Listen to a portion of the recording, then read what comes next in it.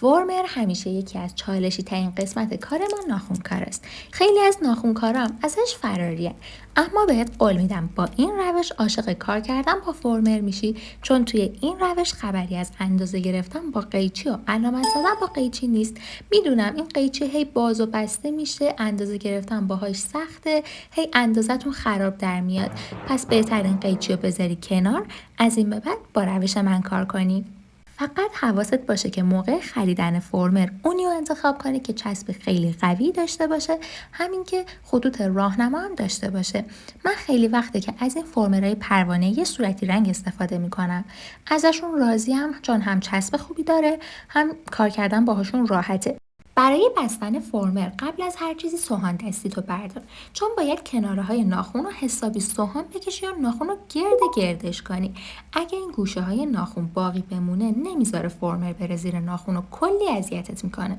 قد ناخنم نباید بلند باشه، در حد 2-3 میل قد کافیه. بیشتر از این کار رو برامون سخت میکنه. حالا ناخنمون آماده است برای نصب فرمر. همه فرمرها یه قسمت بیضی شکل یا دایره‌ای شکل این وسط دارن. اونو برمیدارم میذارم پشت دستم، چون جلوتر بهش نیاز دارم. این قسمت سفید رنگ باید خالی بشه. حالا یا با قیچی میتونی این کار رو انجام بدی، یا مثل من خیلی راحت این قسمت رو با دستت جدا کنی.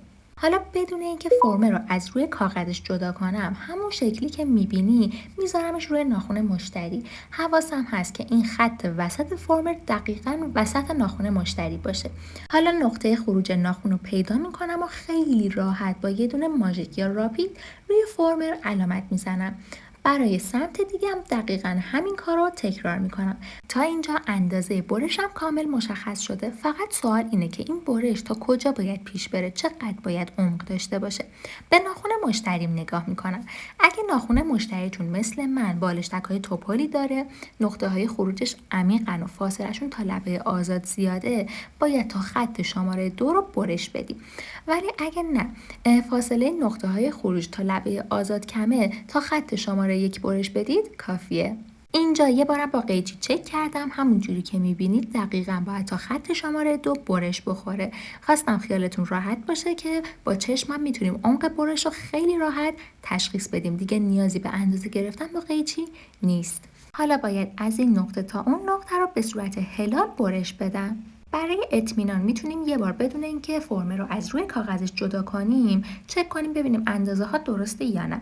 ولی بهتون قول میدم 99% مواقع این اندازه کاملا درست و نیازی به چک کردن نداره. فرمر رو از روی کاغذش جدا میکنم. اون بیضی که نگه داشته بودم و لب به لب فرمر میچسبونم. حواسم هست که بیرون نزنه.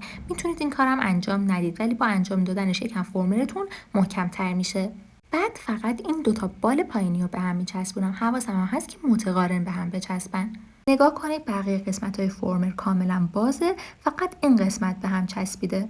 حالا از مشتری میخوام که انگشتش کاملا شل باشه. یه کوچولو به سمت پایین نگهش میدارم و خیلی راحت فرمر رو میبرم زیر ناخونش. فقط حواستون باشه که از کنار چک کنید که فرمر رو کاملا در راستای ناخون بچسبونید. یه وقت فرمرتون به سمت پایین یا به سمت بالا نباشه، کاملا صاف در راستای ناخون باشه. همینجوری که میبینید 2 طرف فرمر رو به انگشت مشتری میچسبونم. حالا قسمت پایینی فرمرم به هم میچسبونم. وقتی انگشت مشتری مثل مشتری من توپل باشه، این فرمر انگار درست جا نیفتاده، یه کوچولو انگار داره کشیده میشه. اینجور وقت ما نیاز داریم 2 تا برش از نقطه‌های خروجمون بزنیم که اصطلاحاً بهشون میگیم برش‌های بتمنی. خیلی راحت یه برش از این نقطه خروج به سمت بیرون، یه برش هم از این یکی نقطه به سمت بیرون میزنم. این اضافهش هم میتونید کات کنید که کار براتون راحت تر بشه. حالا هر جور که خودتون دوست دارید. یه نکته که هست، باید حواستون باشه که بین ناخن مشتری و فرمر فاصله نیفتاده باشه. اگه یه کوچولو فاصله دارید، میتونید با یه دونه عقب زدن فرمر رو خیلی آروم هل بدید به سمت بالا و بچسبونیدش به ناخن مشتری و اون فاصله رو پر کنید. یه نکته دیگه این که اگه میخواید فرم ناخن بادامی یا تیز باشه، باید لبه فرم رو یکم بیشتر به هم بچسبونید تا یه حالت تیزتر پیدا کنه. راستی اگه برات سواله که کجا باید از فرمر استفاده کنی، کجا از قالب یا تیپ استفاده کنی، حتما چنل رو سابسکرایب کن، چون داخل آموزش‌های بعدی میخوام این نکته مهم رو بهت یاد بدم.